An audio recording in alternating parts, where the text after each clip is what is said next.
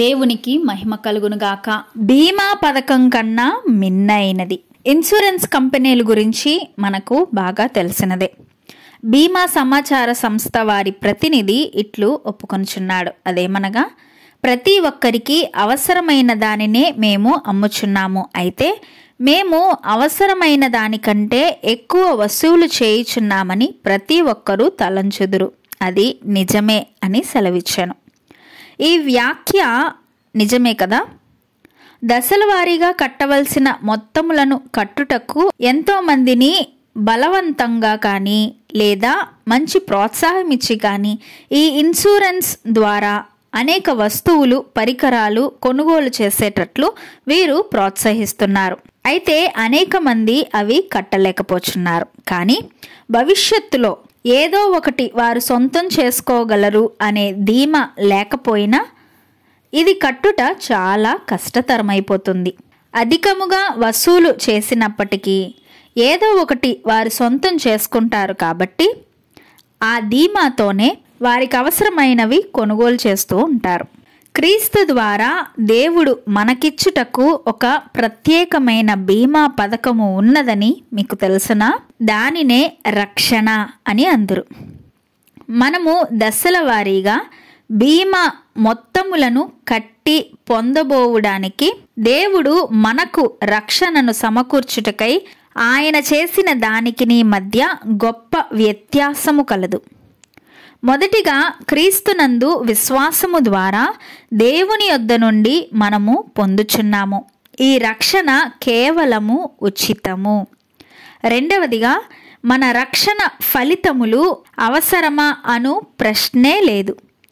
క్రీస్తుని నమ్మిన మన ద్వారా పరిశుద్ధాత్మ క్రియ చేయుటను బట్టి మనము వాటిని పొందుచున్నాము.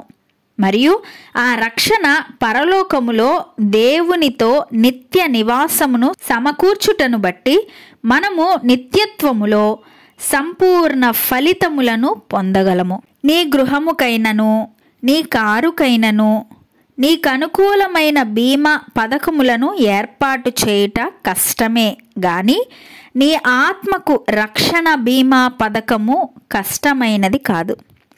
క్రీస్తుని నమ్ముము. నిత్యత్వములో ఆయన నీకు వాయిదాలన్నిటినీ చెల్లించును. మన రక్షణ దేవునికి ఎంతో ఖరీదైనది, కానీ మనకు అది ఉచితమే. దేవుని లేఖనాలు చదువుకుందాం. 1 పేతురు పత్రిక 1వ అధ్యాయం 3 నుండి 21 వచనాలు చదువుకుందాం. మన ప్రభువగు యేసు క్రీస్తు తండ్రి అయిన దేవుడు స్తుతింపబడునుగాక. మృతులలో నుండి యేసుక్రీస్తు తిరిగి లేచుట వలన జీవముతో కూడిన నిరీక్షణ మనకు కలుగునట్లు, అనగా అక్షయమైనదియు నిర్మలమైనదియు వాడబారనిదియునైన స్వాస్థ్యము మనకు కలుగునట్లు ఆయన తన విశేష కనికరము చెప్పున మనలను మరలా జన్మింపచేసెను. కడవరి కాలమందు బయలుపరచబడుటకు సిద్ధముగానున్న రక్షణ మీకు కలుగునట్లు విశ్వాసము ద్వారా దేవుని శక్తి చేత కాపాడుబడు మీ కొరకు ఆ స్వాస్థ్యము పరలోకమందు భద్రపరచబడి ఉన్నది. ఇందువలన మీరు మిక్కిలి ఆనందించుచున్నారు గాని అవసరమును బట్టి నానా విధములైన శోధనల చేత ప్రస్తుతమును కొంచెము కాలము మీకు దుఃఖము కలుగుచున్నది. నశించిపోవు సువర్ణము అగ్ని పరీక్ష వలన శుద్ధపరచబడుచున్నది గదా. దానికంటే అమూల్యమైన మీ విశ్వాసము ఈ శోధనల చేత పరీక్షకు నిలిచినదై యేసుక్రీస్తు ప్రత్యక్షమైనప్పుడు మీకు మెప్పును మహిమయు ఘనతయు కలుగుటకు కారణమగును. మీరు ఆయనను చూడకపోయినను ఆయనను ప్రేమించుచున్నారు. ఇప్పుడు ఆయనను కన్నులారా చూడకయే విశ్వసించుచు మీ విశ్వాసమునకు ఫలమును, అనగా ఆత్మ రక్షణను పొందుచు చెప్పనసఖ్యమును మహిమాయుక్తమునైన సంతోషము గలవారై ఆనందించుచున్నారు. మీకు కలుగు ఆ కృపను గూర్చి ప్రవచించిన ప్రవక్తలు ఈ రక్షణను గూర్చి పరిశీలించుచు తమ యందున్న క్రీస్తు ఆత్మ క్రీస్తు విషయమైన శ్రమలను గూర్చియు వాటి తరువాత కలుగబోవు మహిమలను గూర్చియు ముందుగా సాక్ష్యమించుచున్నప్పుడు ఆ ఆత్మ ఏ కాలమును ఎట్టి కాలమును సూచించుచూ వచ్చెనో దానిని విచారించి పరిశోధించిరి. పరలోకము నుండి పంపబడిన పరిశుద్ధాత్మ మీకు సువార్త ప్రకటించిన వారి ద్వారా మీకిప్పుడు తెలుపబడిన ఈ సంగతుల విషయమై తమ కొరకు కాదు గాని మీ కొరకే తాము పరిచర్య చేసిరను సంగతి వారికి బయలుపరచబడెను. దేవదూతలు ఈ కార్యములను తొంగి చూడగోరుచున్నారు.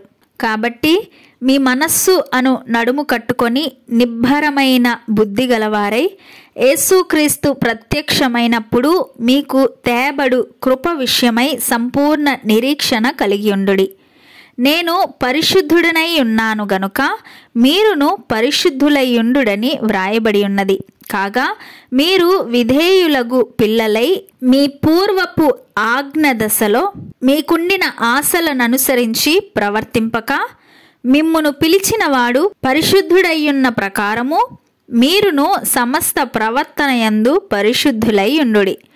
పక్షపాతము లేకుండా క్రియలను బట్టి ప్రతి వాన్ని తీర్పు తీర్చువాడు తండ్రి అని మీరాయనకు ప్రార్థన చేయుచున్నారు గనుక మీరు పరదేశులై ఉన్నంత కాలము భయముతో గడుపుడి. పితృపారంపర్యమైన మీ వ్యర్థ ప్రవర్తనను విడిచిపెట్టునట్లుగా వెండి బంగారము వంటి క్షయ వస్తువుల చేత మీరు విమోచింపబడలేదు గాని అమూల్యమైన రక్తము చేత అనగా నిర్దోషమును నిష్కళంకమునగు గొర్రెపిల్ల వంటి క్రీస్తు రక్తము చేత విమోచింపబడితిరని మీరెరుగుదురు గదా. ఆయన జగత్తు పునాది వేయబడక మునుపే నియమింపబడెను గాని తన్ను మృతుల్లో నుండి లేపి తనకు మహిమనిచ్చిన దేవుని ఎడల తన ద్వారా విశ్వాసులైన మీ నిమిత్తము కడువరి కాలమందు ఆయన ప్రత్యక్షపరచబడెను. కాగా మీ విశ్వాసమును నిరీక్షణయు దేవుని యందు ఉంచబడి ఉన్నవి.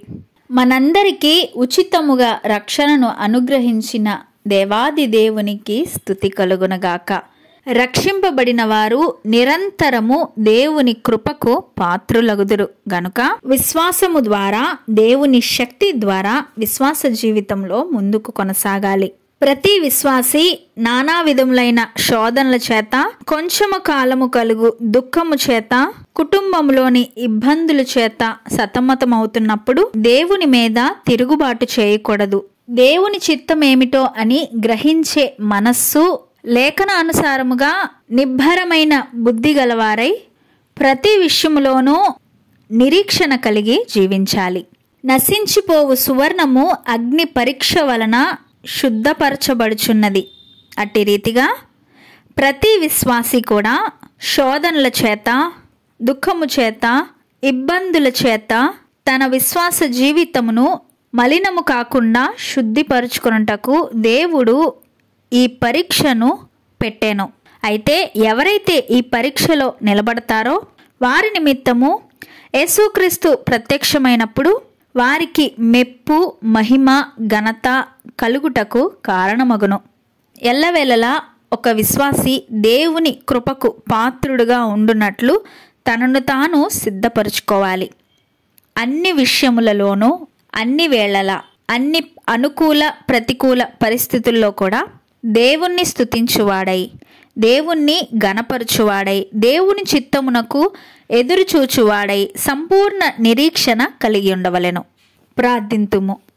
కృపగల దేవా, స్తోత్రార్హుడా, స్తుతులకు పాత్రుడా, నీకే స్తుతులు చెల్లిస్తున్నాము దేవా. మహిమోన్నతుడా, మహనీయుడా, మహిమైశ్వర్యములు గల దేవా, నీకే స్తోత్రములు.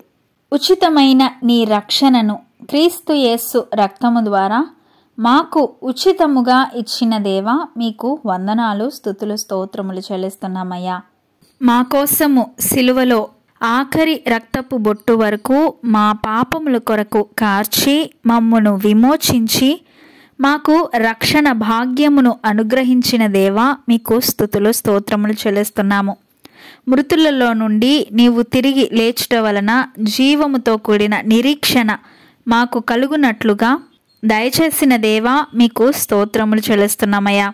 అక్షయమైన నిర్మలమైన వాడబారని స్వాస్థ్యమును మాకు కలిగించుటకు నీ విశేష కనికరము చెప్పున మమ్మును మరలా జన్మింపచేసిన దేవా, మీకు స్తోత్రములు చెల్లిస్తున్నాము. కడవరి కాలము వరకు సిద్ధముగానున్న రక్షణ మాకు కలుగునట్లు నీ రక్షణను మాకు అనుగ్రహించండి దేవా.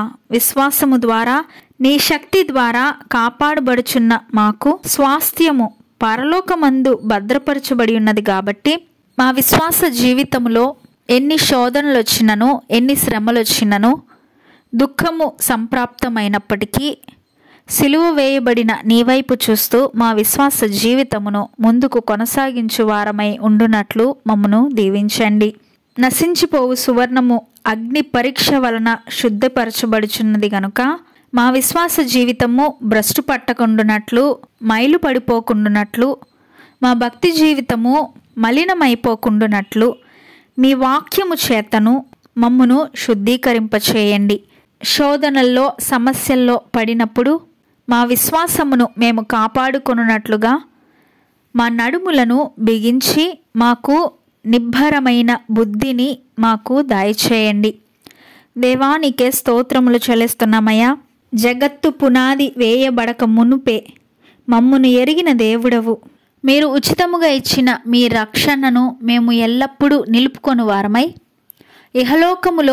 ఇహలోక ఆశల్లో మేము పడిపోకుండా విశ్వాసము, నిరీక్షణ దాన్ని కొనసాగించు యేసు వైపు చూస్తూ మా విశ్వాసమును మేము నిలుపుకొనున్నట్లుగా మాకు సహాయం చేయండి.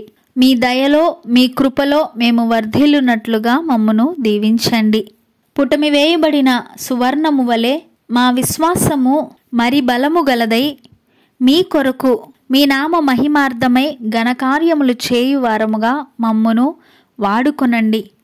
మీ సేవలో మీ ఇష్టానుసారంగా మీరు మెచ్చు భక్తిని, మీరు మాకిచ్చు ఘనత కొరకై సిద్ధ మనస్సుతో నిబ్బరము కలిగి గొప్ప సాహస కార్యాలు, సువార్త ప్రకటన కొరకై, సువార్త వ్యాప్తి కొరకై మేము వాడబడినట్లు మమ్మును దీవించండి. మమ్మును మేము తగ్గించుకుంటూ మీ నామాన్ని హెచ్చిస్తూ సకల స్తుతి, మహిమ, ఘనత, ప్రభావములు నీకే ఆరోపిస్తూ యేసు అతి పరిశుద్ధ నామములో అడిగి వేడుకుంటున్నాము తండ్రి. ఆమెన్.